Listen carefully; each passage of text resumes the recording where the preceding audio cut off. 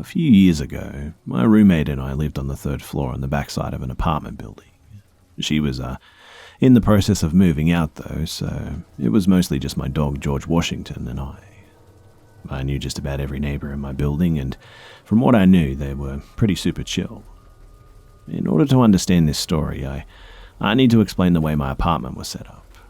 In order to get to the door to enter our apartment, you would have to pass by my window, which was a very long window in my bedroom. I had never had any issues until about 2 a.m. on a Saturday, well, technically a Sunday. I heard footsteps on the walkway outside my window, and I saw a shadow pass it. I usually am a pretty groggy person when I first wake up, but ever since it had just been me, I was more aware of my surroundings, so it kind of jolted me awake. I had a nightstick under my bed, so I grabbed it and debated about what to do for the next 30 seconds.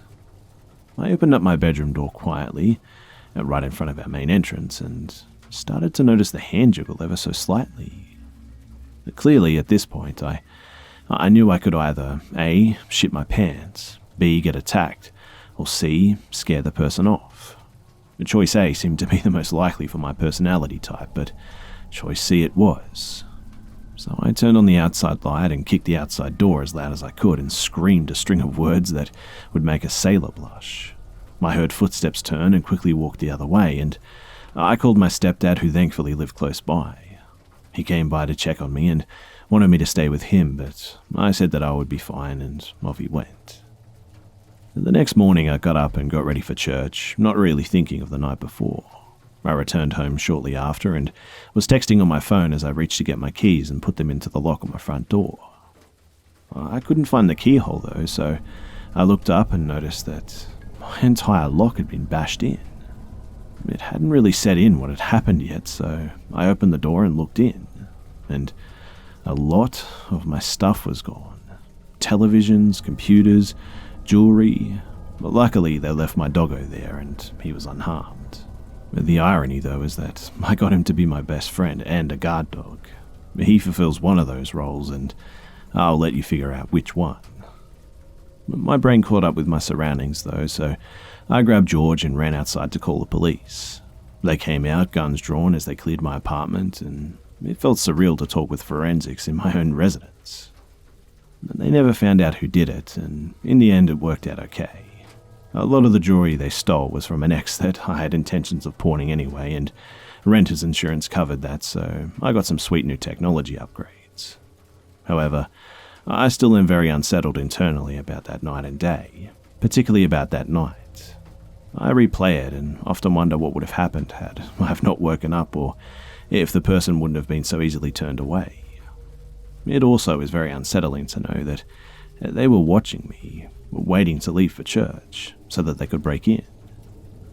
Ever since that day, I keep my head on a swivel and pay extremely close attention to my surroundings, particularly when I get home.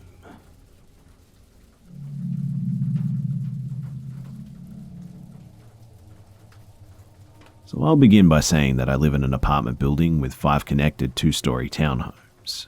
My next door neighbor is the last home in the building, and he seemed just like a normal guy so far. He told us that he has bipolar, anxiety, and PTSD though, and to be honest, that's pretty fine. I mean, he hasn't done anything out of the ordinary. I even provided him with some information about how to get some counselling sessions. Last night, my partner and I got home though, and he was smoking outside his house.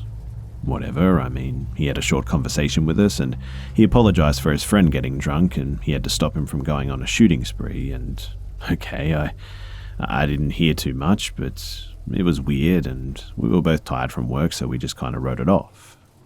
Fast forward a little bit, and my partner and I have been laying in bed for approximately 30 minutes, and it's 2 a.m. in the morning, and we hear a knock. I feel like deep down inside, I wanted to believe it was the neighbor's door.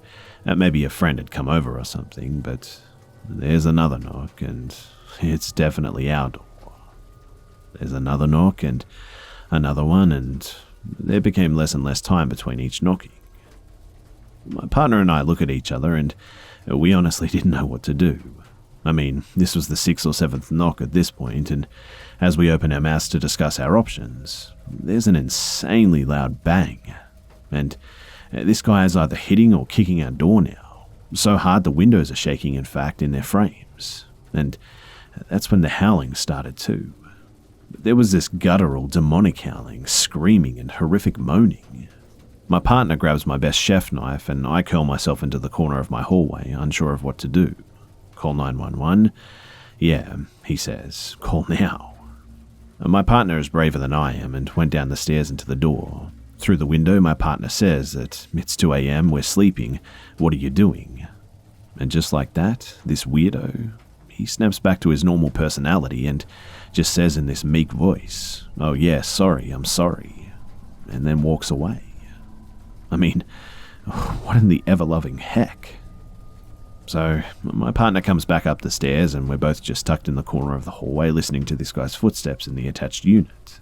It seemed like forever for the cops to arrive, and it's probably 20 minutes, but I'm just semi-hyperventilating in the corner of my hallway with a chef knife in hand's reach, just listening. I don't know what I thought would happen. I just didn't want him to come back or have another episode, so I listened. Cops came and talked to both parties and contacted my landlord this morning, and apparently this guy had already contacted landlord to complain about the noise that we were making. I mean, what the hell, right? Anyway, he's still our neighbor for the time being, and we don't really know what to do or where to go from here. Do you guys have any ideas?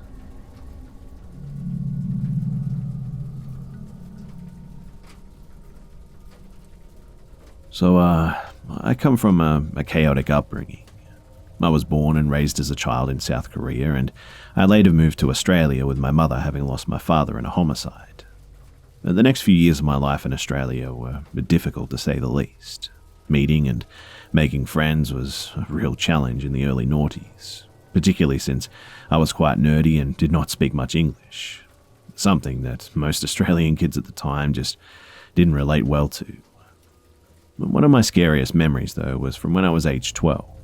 At the time, it did not even occur to me just how close I came to potentially losing my life. So my mother and I were on a road trip heading south from Melbourne to stay on the southern coast. We had stopped one evening at a small, well-kept caravan park. The caravan park was quaint and beautiful too. Neat grass, nice flowers, frangipanis blooming, and a small creek which ran along the edge of the premises. And to be honest, it kind of reminded me of home a bit. I spent some time walking around on my own as my mother was taking a nap, and I discovered a game in a pool room. I went inside and spent probably a good few hours playing pool by myself and generally just mucking around when a young boy came in. I was very shy, and so was he, but we eventually talked for a little while and became friendly. I don't remember playing any games with him, but I do recall him being pretty nervous. He kept asking me if I wanted to go back to his caravan as his parents were making dinner soon. At first, I wasn't interested, and I just said no, and we spent some more time doing things and talking as I got later. But he became more pushy and asked if I liked cake and lollies. And of course I said. But that much I do remember clearly. I followed him to his caravan, which was much older than ours and quite dilapidated, and he asked me to wait outside while he talked to his parents. I waited patiently for a few minutes until the door opened and a larger older man with glasses and no shirt opened the door and asked if I would like to come inside for cake. I must admit that I was scared, but I remember feeling like I had to, like it would be rude of me to leave. As I was walking in the door, I heard a man behind me shout, "Hey, what's going on here?" I was quickly grabbed from the collar of my shirt and pulled inside, and the man then quickly tried to lock the door behind me. However, the stranger was too quick and burst into the door. He took my hand abruptly and pulled me outside, and we frantically ran away together. The man asked which unit or room or caravan I was in and took me straight there, and we went inside and my mum yelled at him asking why he was there. I was hiding in the corner crying while he explained what happened. We packed back up that night and we just left immediately after that. I was already heavily on anxiety medication after what happened back home, and we never spoke about it alone again. My mother claimed that it was something that I should talk to a therapist about, but I never did. Every time we spoke about it too, my mother would just leave the room because It scared the hell out of her, and I just really didn't understand why. I guess at that age it's difficult for the brain to comprehend the reality and potential of the situation. Looking back on it now, though, it utterly scares me to the point of losing sleep.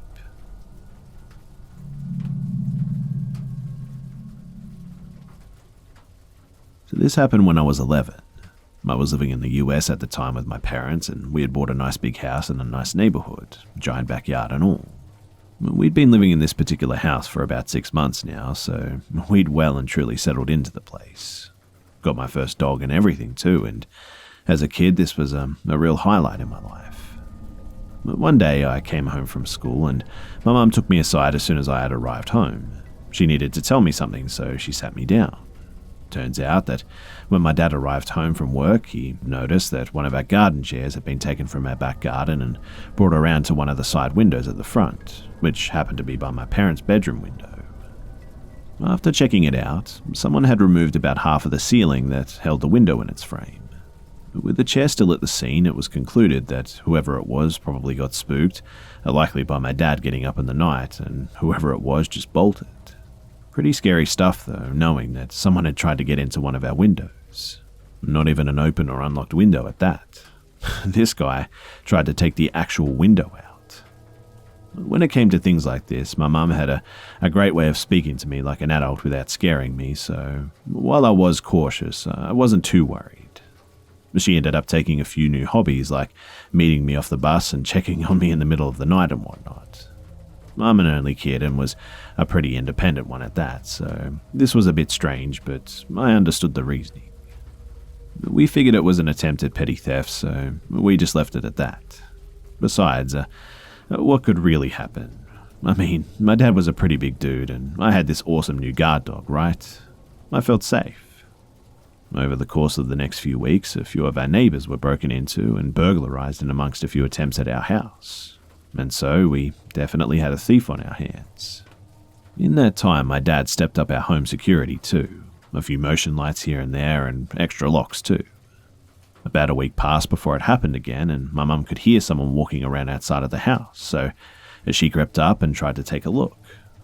She couldn't see anything, so went about the house looking through each window, and she knew that someone was there, but she just couldn't catch a glimpse of him. And this was the catalyst that started a month from hell. In order to keep this from getting too long, I'll try and summarize what happened up until the night that we caught this prick. So, my mum became a wreck, and she moved herself into the spare room at the front of the house so that she could see out the bigger window and be nearer my room. Sometimes she'd sleep in the living room too, because you could see both the living room and the kitchen windows from there. She always had a golf club with her too, and she lost sleep and work suffered, and things got pretty bad. During this time, my dad wasn't exactly the hero that we'd all expected. He's a dead heavy sleeper and chalked it all up to my mum being paranoid. One evening, when she could hear the creep, she tried to wake him up too, and he promptly went back to sleep. Great effort, Dad. Anyway, by this point in my life, I was a night owl. I'd stay up until late to watch Adult Swim and chill with my dog, and one night at about 1:30 a.m. I think it was, I was sitting in my room just doing that stuff, and suddenly, Jeffrey had this deep, menacing rumble coming from him. He'd been with us for a while by that time, and I'd never heard anything like that come from him. I asked him what was up, and he just carried on with this alien noise, staring dead center at one of the windows as if he could see through the damn thing. The blinds were drawn, so I just sat there, silently freaking out, imagining what was on the other side of that wall and how it was making my dog do this. Not 1 minute later, I heard my mum scream at the top of her lungs, and I quote, "What the fuck? Yeah, I've seen you now, fucker." Time pretty much stopped then and there, and I don't know if it was my kid imagination, but I shit you not.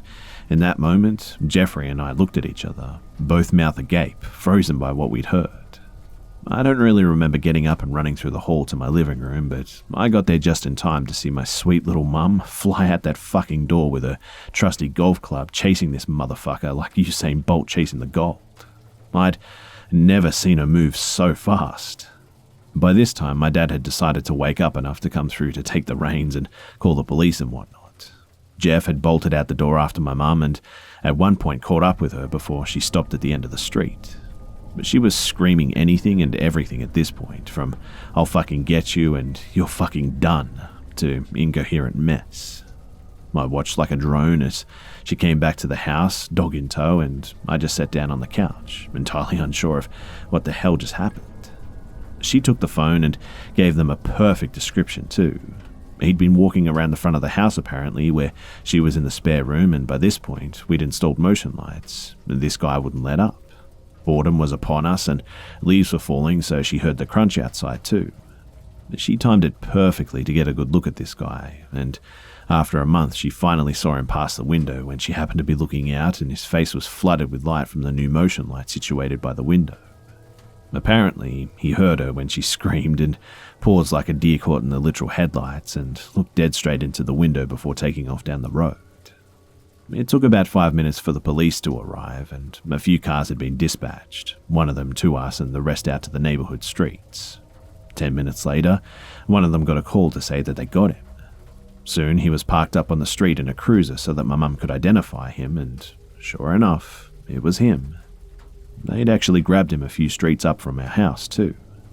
And this is the part that makes my stomach turn.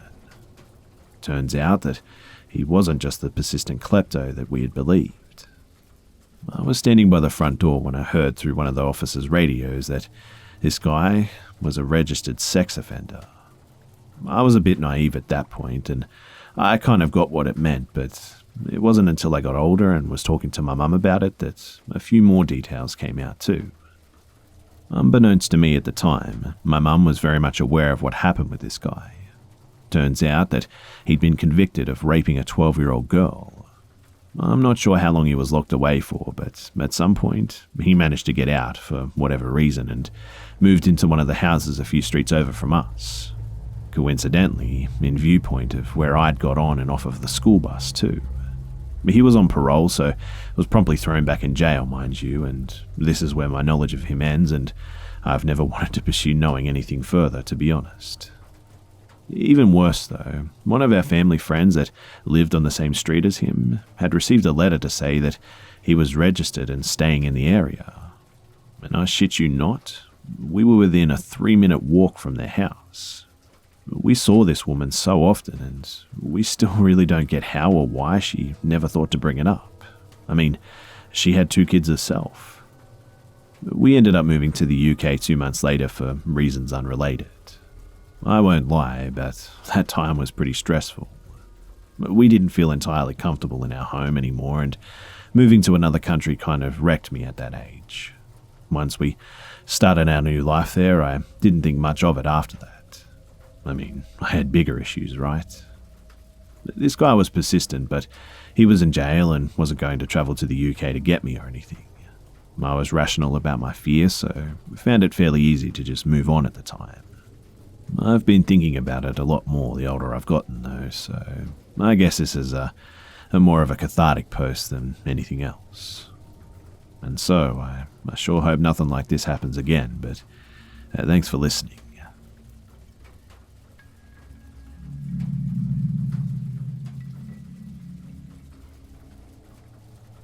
Let me start by saying that I really enjoy driving, and I'll often be on the road for hours just listening to music and getting lost. So, more often than not, I'll just sleep in my car on the side of a country road. I don't like it when I'm the passenger though, so I always go alone. But usually I sleep for a bit, wake up, then go home without incident. There's been a couple of times when a deer has startled me, or even a person knocking on my window to make sure I was okay was met with a scream, but what happened last night, it takes the absolute cake. So I took my dogs up to a really nice walk that I'd read about online. It was about a 5-hour drive, and I'd planned to drive for an hour at a time, explore for a bit, and then keep going so the dogs didn't get restless or bored. I had taken plenty of food and water and was planning to be gone for about a day, which I was, and was going to park into a popular parking spot that caravanners and the like tend to stay overnight. It was lovely, and myself and the dogs had a really good time. We arrived at our sleeping destination, and found that there wasn't any space to park and the bays were laid out, so you just kind of had to use your common sense and find a spot where you weren't blocking anyone in. The parking area was free and could only contain about 10 cars or vans without it being too tight. So I was a little bit annoyed, but hey, what can you do? It was a very rural area, so I carried on for a little while and pulled into a lay-by to rest before I drove home. I let the dogs out to do their business too and then just went to sleep, thinking nothing of it. To describe where I parked, it was opposite a little cottage, but not directly in front of it, and there were plenty of trees, so I didn't feel as though I was intruding on the owners in any way. I felt pretty safe, to be honest. For some reason, though, I was having trouble nodding off. Usually, I sleep like a baby in my car because it's very spacious and comfortable, and as silly as it may sound to some, I genuinely thought that I had nothing to worry about. That was until a long, high-pitched scratching sound woke me and my dogs up at around 11 p.m., just after I drifted off. The dogs, they went nuts, as they usually do at the drop of a hat, and I was still in a confused daze when I saw a very tall middle-aged man dragging what I thought was a key around the perimeter of my car. He walked really slowly and didn't take his eyes off of me the entire time. He also had a very malicious grin on his face. Horrified, I cranked my chair up and started the car, ready to floor it, but he had made his way to the front of my bonnet, and trees were blocking me in from reversing. This was when I saw what he was holding. A butcher's knife. He held it up then and sort of waved it at me, and I screamed and laid on the horn, and my dogs had leapt over the back seat and were practically frothing at the mouth at this point. But that didn't seem to faze him. This whole thing lasted about 10 to 15 seconds, not long, and then he just slowly walked away across the road and back into that little cottage. I drove home without stopping after he moved, and I'm never doing that again. And it's a real shame that this genuinely terrifying man has ruined this for me. And yes, the car, the paintwork, it was totally ruined. I don't know if he was just trying to teach me a lesson for parking outside his house or what, but either way, I'll probably be scared for my whole life now.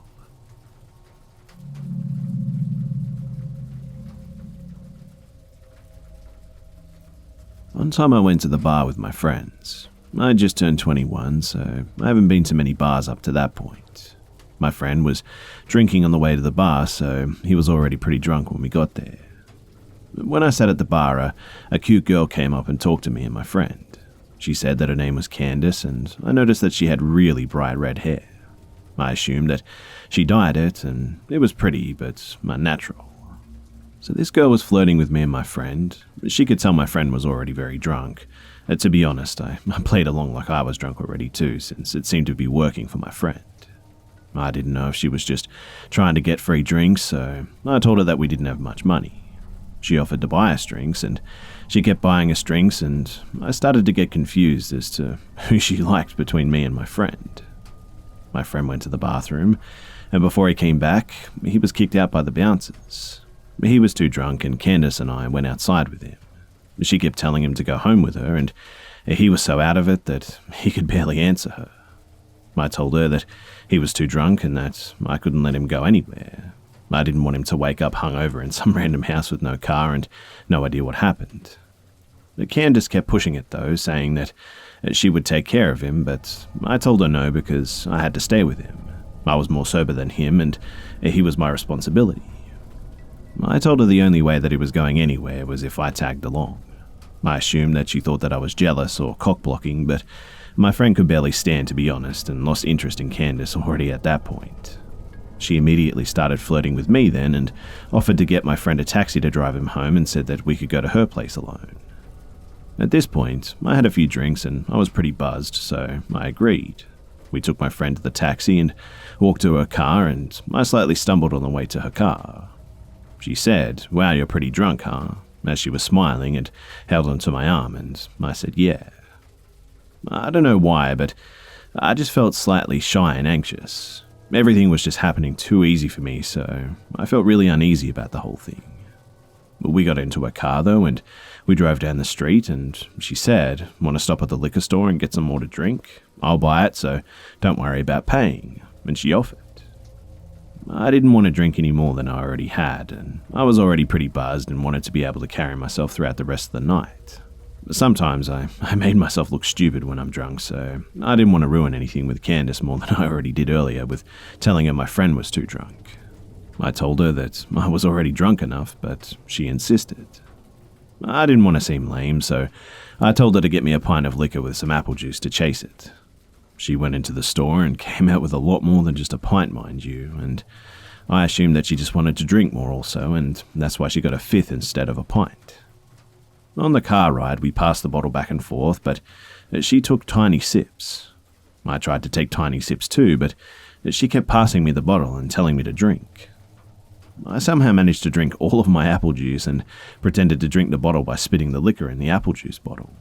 I tossed the apple juice bottle full of liquor out the window before she saw it too. I didn't want her to know that I was acting drunker than I was, and she actually believed that I was sloppy drunk when I was simply buzzed. I took a couple of more sips of liquor and finished the bottle, and throughout the car ride I called her the wrong name a couple of times to get a reaction out of her. She didn't react to it though. She just kept letting me call her Carla without correcting me. For some reason I thought she lied to me about her name initially.